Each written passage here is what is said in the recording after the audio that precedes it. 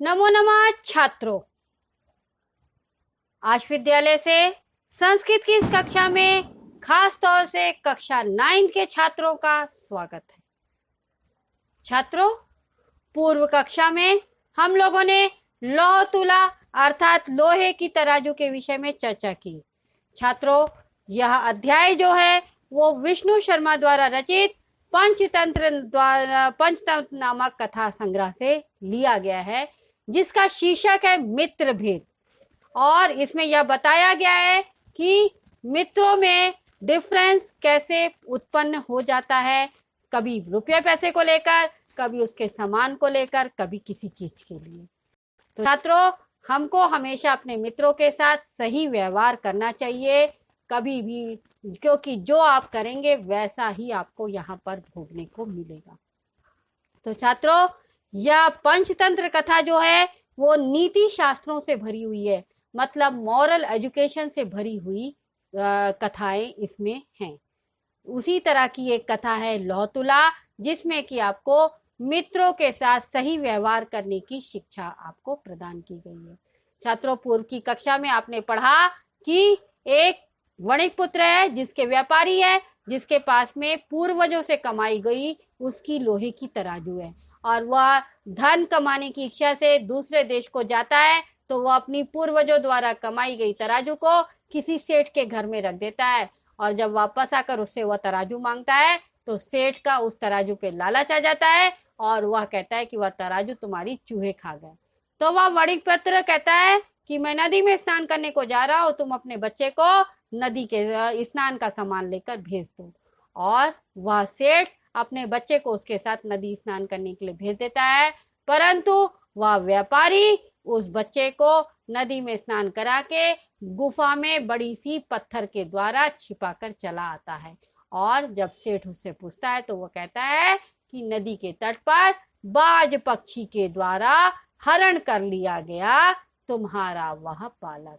तो छात्रों, आगे की इस स्टोरी में क्या होता है उसको जानने के लिए आइए देखते हैं हम लोग क्लास 9 संस्कृत अष्टमा पाठा लौह तुला का तृतीय भाग। छात्रों, प्रस्तुत पाठ में गद्यांश का हिंदी भाषा में आज शब्दार्थ और भाषा में अर्थ और संधि विच्छेद पर हमने प्रकाश डाला है। यह गद्यांश छात्रों श्रेष्ठी से लेकर इति तक है। आइए देखिए छात्रों, ध्यान से सुनिएगा। श्रेष्ठिया, यहाँ पर संधि हो रही है श्रेष्ठी प्लस आ, यानी सेठ बोला। मिथ्यावादिन यानी झूठ बोलते हो। किम क्वचित शेनो बालम हर्तुम शक्नोति, यानी सेठ ने क्या बोला, अपनी बारी आई तो देखो कैसे बुद्धि चलती है। श्रेष्ठी आ यानी सेठ बोला।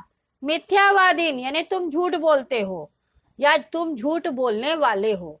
किम यानी क्या, क्वचित यानी कहीं, शेनो यानी शेनो बालम यानी यहाँ संधि हो रही है शेना प्लस बालम, तो शेया यानी बाज पक्षी, बालम यानी बच्चे को, हर तुम यानी अपहरण, शक्नोती यानी कर सकता है। तो उसने क्या बोला, सेठ ने बोला कि झूठ बोलने वाले, क्या कहीं बाज पक्षी बालक को चुरा सकता है। तत्समर्पय में सुतम अन्यथा राजकुले निवेदिष्यामि थी। अपनी बारी आई तो देखो पनिशमेंट देने को तैयार है छात्रों। उसने क्या बोला सेठ ने, तत्समर्पय यानी तत् यानी तो, समर्पय यानी समर्पित कर दो, दे दो, मैं यानी मेरा, सुतम यानी पुत्र, तो मेरा पुत्र दो या दे दो, अन्यथा यानी अथवा, राजकुले यानी राजा के कुल में यानी राजवंश में, निवेदिष्यामि यानी निवेदन करूंगा। यानी जैसे अपन बोलते हैं ना, कोर्ट में धमकी देते हैं कि कोर्ट में याचिका दायर करेंगे या कोर्ट में करेंगे, तो उसी तरह से उस समय राजा के राज दरबार में सारी बातें चर्चा होती थी। तो वो कह रहा है कि तत्समर्पय में सुतम अन्यथा राजकुले निवेदिष्यामि इति, यानी तो मेरा पुत्र दे दो अन्यथा राजा के कुल में निवेदन करूंगा। सा आ, वह बोला, भो सत्यवादिन, हे सत्यवादी, यथा शेनो बालम न नैति तथा मूषका अपि लौह घटिताम तुला न भक्ष्यन्ति। देखो अब उसने उसको बात समझाई कि अगर मैं झूठा हूं तो ठीक है। सा यानी वह बोला, भो सत्यवादी यानी हे सत्यवादी, यथा यानी जैसे, शेनो बालम न नैति, शेनो बालम में फिर संधि हो रही है, शेना प्लस बालम, ना नैति, नैति में भी संधि हो रही, ने प्लस अति। तो जो वो कह रहा है कि हे सत्यवादी, यथा यानी जैसे, शेनो बालम न नैति यानी जैसे बाज पक्षी बालक को न नैति यानी नहीं ले जा सकता है, तथा यानी वैसे ही, मूषकापि यानी चूहा भी, लौ घटिताम यानी लोहे से बनी तराजू, तुलाम यानी तराजू, न भक्ष्यंती यानी नहीं खा सकता है। तो वह बोला, हे सत्यवादी, जैसे बाज बालक को नहीं ले जा सकता, वैसे ही चूहे भी लोहे से बनी तराजू को नहीं खाते हैं। तद अर्पे में तुलाम यदि दारकेण प्रयोजनम इति।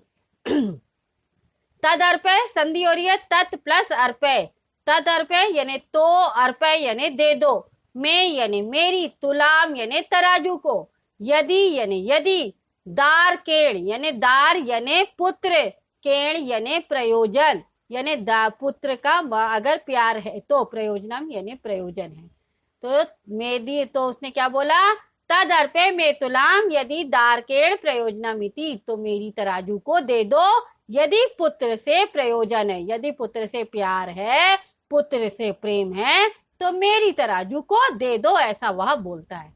एवं विवदमानो त्वो द्वापि राजकुलम गतौ, एवं यानी इस प्रकार, विवदमानो यानी विद्वानों के द्वारा, तो यानी वे दोनों, द्वापि संधि हो रही है, द्वौ प्लस अपि, द्वौ अपि यानी दोनों भी, राजकुलम यानी राजा के कुल में, गतौ यानी गए।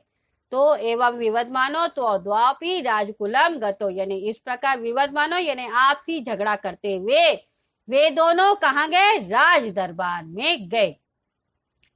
तत्र श्रेष्ठी तारस्वरेण प्रोवाच, तत्र यानी वहां पर, श्रेष्ठी यानी सेठ, सेठ कौन, जिसका बच्चा चुराया गया था, तो तत्र श्रेष्ठी यानी वहां पर सेठ, तारस्वरेण, तारस्वरेण यानी ऊंचे स्वर में, प्रोवाच यानी बोला, भो यानी हे, अब्रह्मण्यम यानी घोर अन्याय है, अब्रह्मण्यम यानी घोर अन्याय है। तो वो क्या कह रहा है, सेठ जोर से चिल्लाकर बोल रहा है कि घोर अन्याय है, घोर अन्याय यानी मेरे साथ अन्याय हो गया है, मेरे साथ अन्याय हो गया। मम शिशुर अनेन, मम यानी मेरा, शिशुर अनेन में संधि हो रही है, शिशु प्लस अनेन, शिशु यानी बच्चा, अनेन यानी इसके द्वारा, चौरेणा प्रहृता, यहाँ पर संधि हो रही है, चौरेणा पहृता यानी इस चोर के द्वारा, अपहृत यानी चुरा लिया गया है, इति यानी ऐसा।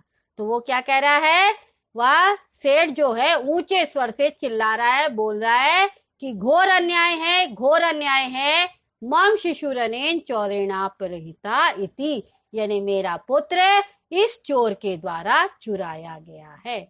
अपनी बात नहीं बताया कि मैंने इसकी तराजू को चूहे के द्वारा खा लिया, ऐसा बोला, ये नहीं बताया, परंतु अपना बच्चा खो गया तो इसलिए वह जोर से बोल रहा है कि घोर अन्याय है, घोर अन्याय है, मेरा पुत्र इस चोर के द्वारा चुराया गया है।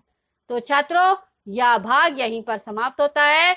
आज के इस भाग में आपको बताया गया कि दोनों मित्र आपस में लड़ते हुए राज दरबार में पहुंच जाते हैं और वहां पर सेठ जो है ऊंचे स्वर में बोलता है कि घोर अन्याय है, घोर अन्याय है, इस चोर के द्वारा मेरा पुत्र चुरा लिया गया है।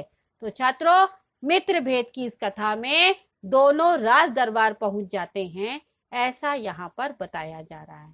तो छात्रों, आश विद्यालय के इस ऐप्स को लाइक करके आप क्वेरी में जाकर अपना डाउट पूछ सकते हैं। मैं आपको जल्द से जल्द आपका जवाब दूंगी।